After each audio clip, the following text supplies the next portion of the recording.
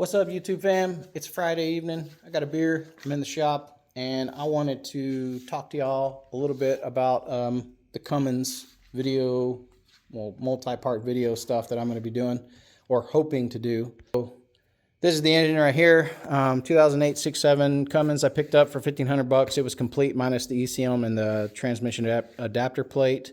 I've already started stripping it. I just got the engine stand. I just got it mounted to the engine stand this morning, actually. I had to build this adapter plate to make it work because I didn't trust the little chinchy.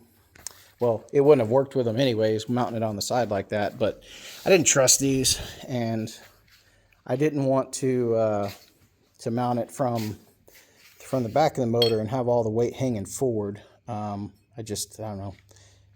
I just didn't think that would work out too good. And everything I've seen on mounting these motors on an engine stand, it's always off the side. So, excuse me. So this engine is slated to go into this truck out here. So this is an 06/07 MegaCab, the red guy. I bought the guy that I bought it off of.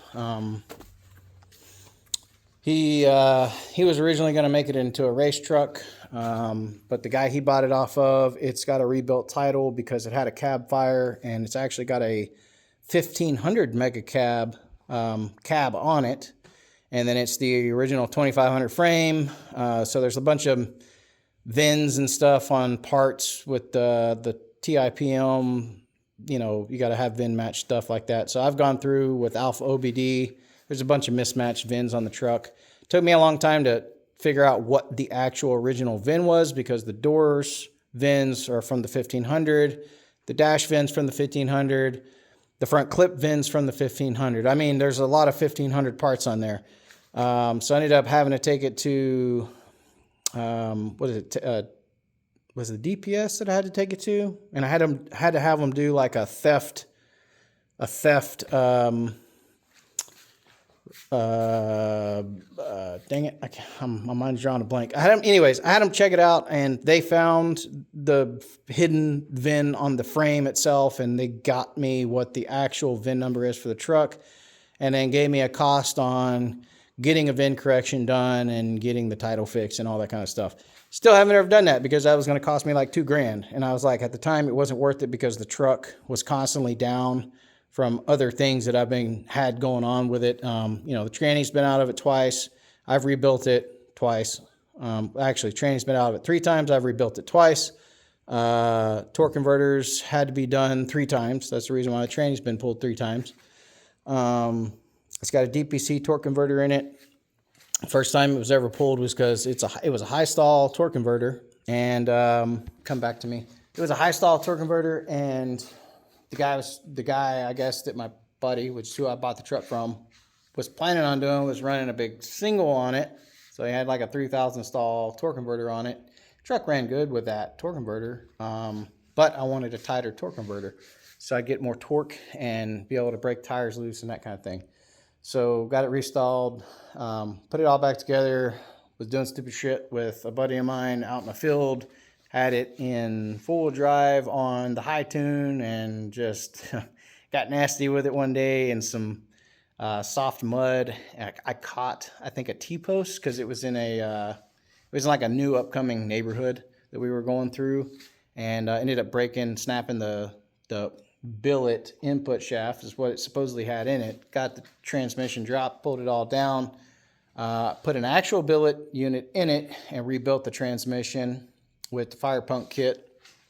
And then the second time I had to take it out was that was the third time I had to take it out was because the torque converter broke. The hub, if I remember right, in the torque converter broke. Phil honored the warranty on that, and I got the torque converter fixed for free. Just cost me shipping. Phil's a great dude over there at DPC. Every time I've had to deal with them, it's been a pleasure. So anyways, we're getting on to 5 minutes on this video. So let's go back to the motor. So the plan for the motor is I'm going to try out those PPE boost line rods. And if I don't decide to go with those, I'm going to go with Carrillo's, one of the two. Don't know how that's going to go out yet. I've already got studs. I've already got springs. I've already got heavy duty push rods. CP3 on my 5.9 is new, so that CP3 will be going on this engine. The turbo and manifold off the 5.9 are going to get sold off, and then the plan is to run a second gen swap 400 frame S467 turbo on stock fuel for now, I think, and I've already got EFI live tuning. I'll just see how that does. Or what I may do is I may just go ahead, because I don't want to go to 60% overs because I'm not going to have the fuel to handle it. So I'm thinking like 40 or 50% over injectors, put me in that 550 to 600 horsepower range, or 500 to 550 horsepower range. Get the retune for the percentage over that I ended up going with. And that's about it, honestly. Like I'm tired of chasing horsepower. I'm tired of having an unreliable truck. I'm tired of breaking crap.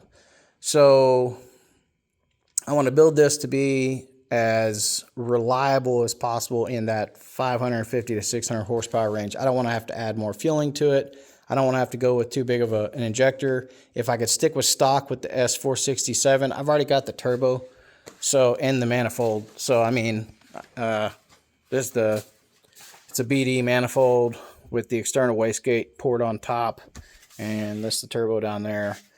Picked up both of those. That's actually new, but I got it because it was new but never mounted, so it had rust and shit. That's used, but it didn't have many miles on it.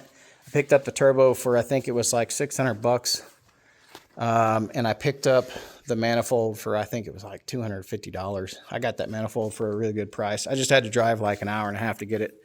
Planning on running the 6.7 rail on this truck. Instead of the 5.9 goodies, I'm going to run the 6.7 head. I'm going to run early 0304 injectors with the 5.9 ECM, because this engine didn't come with an ECM, and I don't want to have to deal with getting new tunes anyways, because that's an extra cost, an additional cost. The oil pan that's on my 5.9, which is the big iron, or I think it's big iron, big horn, whatever that oil pan was I bought years ago, that's going to go on this motor. All the seals and everything good. Hopefully the camshaft's good. Hopefully the crank's good. And hopefully the head's good. And hopefully the pistons and cylinders and hopefully all of it's good. I'm hoping I can just tear this down, clean it all up, go with the new rods, get the camshaft and the crankshaft cleaned up, polished. Potentially new pistons. Depends on what these look like. But if they look really good, I'll just reuse those pistons. If not, I'll put new pistons in it and send the head off to the machine shop, get it checked out, make sure there's no cracking in it. I don't know, that's about it. And then hopefully get it dropped into that truck. And I don't know how many parts it's going to take to get there, but it's probably going to take me like a year to get all this done, because money and time. The two things that I don't have enough of. So if you're interested in watching that, or if you got some advice, because like I said, I know a lot, but I don't know a lot. So if you got some advice, if you've got a way to go, maybe I need to do a different turbo. Maybe you've got an idea of what injectors I can go with on stock fueling that would work the best. I don't know. I just know one thing. I'm not going with remans. I'm either going to get flux, although I don't like what their prices have gone up, and they're almost $1,000 more than all the competitors right now. So I've changed from flux, and I'm probably now thinking about just doing S&S or extra G injectors. I hear the best things I hear are S&S. I've seen hit and miss stuff about extra G, so I'm thinking S&S might be the way I'd go if I didn't go with the flux injectors. Nice thing is I'm in Texas, and flux is like an hour and a half down the road for me. So that's actually a nice thing. So maybe that's worth the extra $1,000. I'm not really sure, but we're approaching a 10-minute video now, and that's not what this was supposed to be. So thanks for anyone who's subscribed to my channel. Hit the like button. Give me a follow if you're interested, and hopefully I will be slowly putting out content on me getting this engine rebuilt. Until then, peace. Enjoy your weekend. Oh, and have you a beer.